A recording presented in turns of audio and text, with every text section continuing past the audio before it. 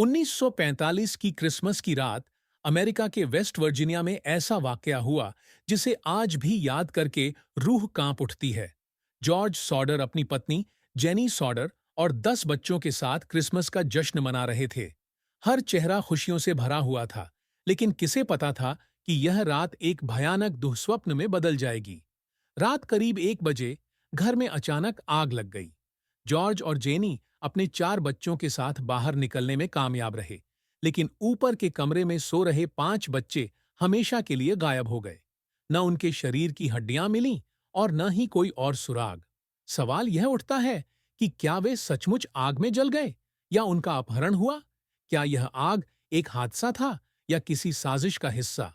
George Sodder एक मेहनती इतालवी अप्रवासी थे जो इटालियन तानाशाह बेनिटो मुसोलिनी के कट्टर विरोधी थे।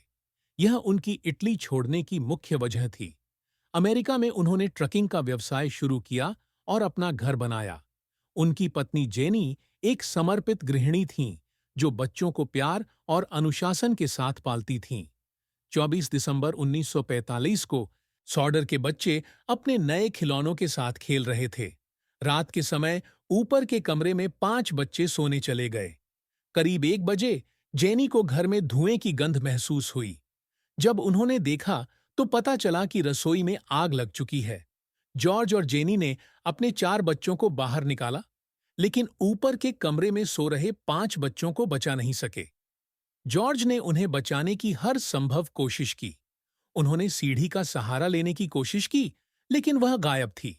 उन्होंने अपने ट्रकों का इस्तेमाल करने की योजना बनाई, लेकिन वे दोनों काम नहीं कर रहे थे।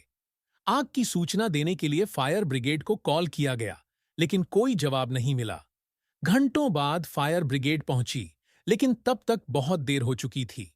अगली सुबह जांच में बताया गया कि आग शॉर्ट सर्किट की वजह से लगी थी और बच्चों के शव पूरी तरह जल गए। हालांकि इस दावे पर सवाल उठे, क्योंकि मानव हड्डियां इतनी जल्दी राख में नहीं बदलती। फोरेंसिक जांच ने पुष्टि की कि आग की तीव्रता इतनी अधिक नहीं थी कि हड्डियों को राख बना सके। इस घटना ने कई संदेह खड़े किए। आग के समय फोन लाइन कटी हुई पाई गई, जो यह संकेत देती है कि यह दुर्घटना नहीं बल्कि एक योजनाबद्ध घटना थी। जॉर्ज और जेनी ने यह भी बताया कि आग से पहले छत पर कुछ गिरने की आवाज सुनी गई थी। जांच में यह भी पाया गया कि घर के पास से एक पाइनएप्पल बम जैसा ऑब्जेक्ट बरामद हुआ। इसके अलावा कुछ लोगों ने दावा किया कि उन्होंने सॉडर के बच्चों को अलग-अलग जगहों पर देखा। एक महिला ने बताया कि उसने बच्चों को एक अजीब जोड़े के साथ देखा था। इस बात ने साजिश के सिद्धांतों को और मजबूत किया। सॉडर परिवार ने बच्चों को खोजने की कोशिश में अपनी पूरी जिंदगी बिता दी। उन्होंने एक बिलबोर्ड लगवाया, जिसमें गायब बच्चों की तस्वीरें थीं और जानकारी देने वालों को इनाम देने की घोषणा की गई थी।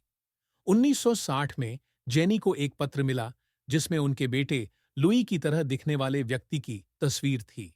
हालांकि इस सुराग पर भी कोई ठोस जानकारी नहीं मिल सकी। जॉर्ज सॉडर का 1968 में निधन हो गया। जेनी ने भी 1989 में अपनी आखिरी सांस ली। उनके बाद परिवार ने बिलबोर्ड हटा दिया। यह मिस्ट्री आज भी अनसुलझी है। क्या यह बच्चों के साथ हुई एक दुर्घटना थी या कोई साजिश? यह सवाल आज भी लोगों को सोचने पर मजबूर करता है।